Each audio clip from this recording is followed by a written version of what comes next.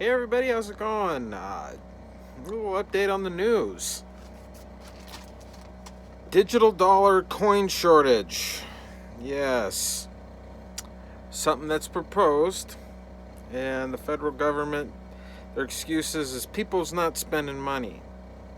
People are saving their money, not doing change, and all of a sudden there's a coin shortage. The fact is, people are still out spending money. Like they have been. Things are still getting spent. People still purchasing things, still buying food, still paying money. When the big stimulus package at the beginning of the year, when it went through, Nancy Pelosi, one of the things they wanted to do was to do a digital dollar. And here's the reason. China has gone to a cashless society. And a lot of countries around the world are doing that. And to them, it's a way of, through the exchange thing with nations and how they do it. So they're trying to do it here in the U.S. And they're saying, well, we got a coin shortage. And they're encouraging people to spend their change. Well, here's the thing. When you spend your money in your change, and you go to, and I'm going to use Walmart as an example. You go to Walmart, and you pay cash, and you put your change in. At the end of the day, when they run their till and count their money, and then they go to the bank, they take the cash to the bank. Or when you see like an armored truck vehicle pull up, that'll pick the cash up, especially on the bigger chains and stuff. You know, on a small mom and pop store, people will go there personally, and they put it in the bank. Well, the banks exchange the money, so they take the change and they're giving it to the federal government, which the federal government's not releasing any more change. They're basically, the federal government, in a roundabout way, is collecting all the change, and they want everybody to use all their change so they can collect it. That's what's actually happening. And this is fact. This isn't made up. This is what actually happens and is happening, and why we have a coin shortage, because the federal government is collecting all the change because they're trying to push to go to a digital dollar. And a lot of people are like, oh, freaking out. And it's like, well, anybody who's used a bank card, a debit card, that's technically a digital money, but there's still cash, and the government's pulling out the paper and the change money and going to get rid of it to where everybody has an ATM debit card. Whether it happens or not, and how much people argue on it and fight it and stuff, will determine whether it happens or not. That's a fact. Really nothing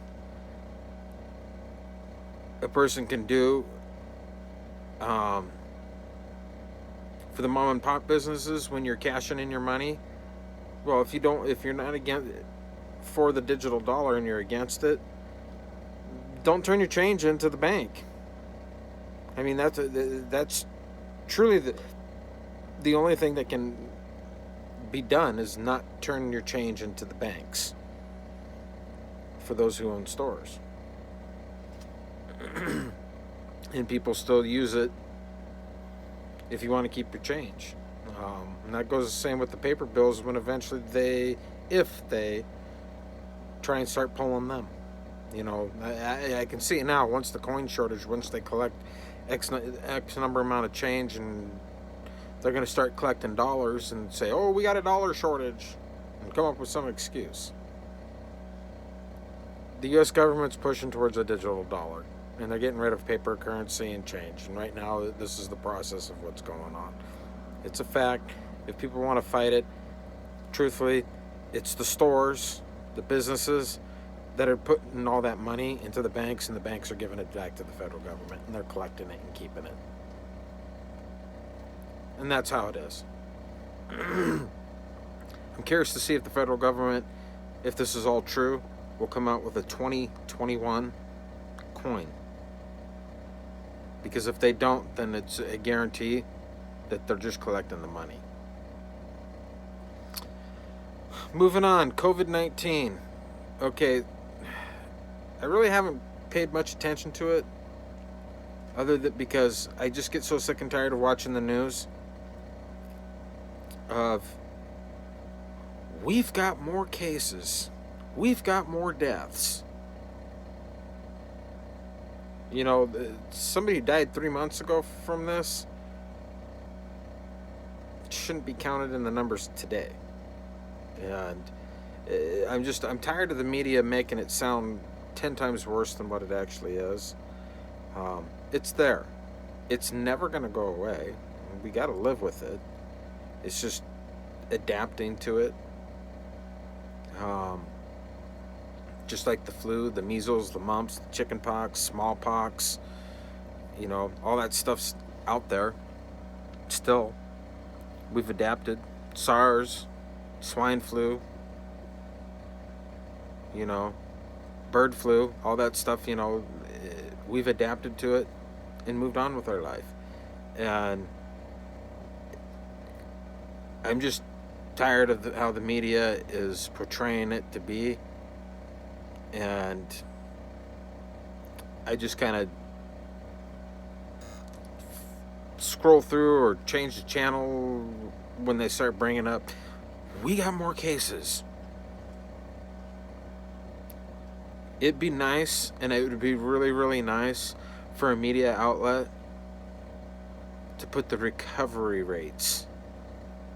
You know, currently right now worldwide, since it began, there's a little over 17 million. But there's 11 million recoveries. Or a little over 11 million recoveries. Why aren't they reporting that? Give people some hope. They're not. They're just pushing fear on people. Getting them all scared. Another thing in the news, red onions. I had to throw this one in. I saw it and I just like, hey, might as well because nobody talks about it. Red onions. Apparently there are a bunch of bad batch that went out throughout the nation. So anybody who's bought red onions, like within the last couple of weeks, up into present day, throw them out. Don't use them. You're going to get sick. Washington State, the governor's race. This one's pretty interesting. Because you get Governor Inslee, and Washington's been a Democratic state for the majority on the west side of the state. And it's had a Democratic governor since 1980. It's 40 years. And this year is a little different because of COVID-19, and Jay Inslee was given full executive powers to do whatever he wants by the House and Senate up there in Washington State. And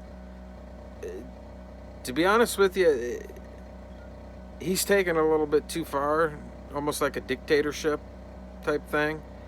And the problem is, me being the observant person, Jay Inslee, he's not a people person. You know, when he talks, he doesn't talk in a friendly manner way. He talks down to people. And people don't like being talked down to. And going into an election year, because he talks down to people, isn't looking really good for him. The only thing is all he's got to do, really, is get support from King County. And he's won the governor's race. He doesn't even have to worry about the rest of the state. Because King County has the majority of the population. And he can get the majority of votes from there. It's always been that way. You know, and Washington needs to change, do something to make it more even for the people over in eastern Washington. Because, truthfully, and this is being somebody from Washington, the people from eastern Washington are pretty much hung out to dry. Every year. All the time. What they do on the west side of the mountains, is for the West Side, and they don't even. It's like they're the redheaded stepchildren on the East Side, and they don't care. And it's always been that way, and that needs to change. You know, and a good leader in the state, which there hasn't been one in many, many, many years, and we're talking before I was even born, hasn't been a good leader in that state to make it evenly through the state, so everybody's got a voice and everybody's heard. The West Side of the state doesn't care about the East Side, and the West Side has control. It's always been that way. It needs to change. Get it together, Washington State.